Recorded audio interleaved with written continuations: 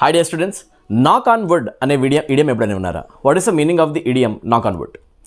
నాక్ on would అంటే గుర్తుపెట్టుకోండి, మన ఏదైనా మంచి విషయము మన లైఫ్లో మనం చేసింది గుడ్ లక్ లాగా అది కంటిన్యూ అయితే బాగుంటుంది అని చెప్పేసి మనం అనుకోవడం. అంటే మనకి జరిగిన మంచి ఇంకా కంటిన్యూ కావాలి, ఎవరి దృష్టి తగలకుండా కూడా మన లైఫ్లో ఒక డిఫికల్టీ కూడా రాకుండా ఇప్పుడు జరిగినంత మంచిగానే సాఫీగా ముందు కూడా జరగాలని కోరుకోవడాన్ని ఇంగ్లీష్లో అంటారు నాక్ ఆన్ వుడ్. ఎలా యూస్ చేస్తాం, right? I haven't missed a single class this year. నాక్ ఆన్ వుడ్ అంటే మీనింగ్ ఏంటి?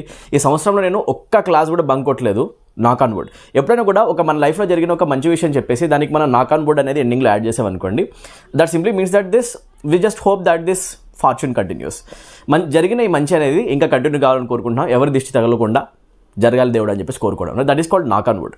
ఎలా వచ్చింది ఇడియం అంటే, వుడ్స్ ట్రీస్ లోపల జనరల్గా ఈవిల్స్ ఉంటాయని చెప్పేసి ఒక కాన్సెప్ట్ ఉండిందనమాట. ఆ కాన్సెప్ట్లోంచి నాక్ ఆన్ వుడ్ అనేది ఎక్స్ప్రెషన్ వచ్చింది.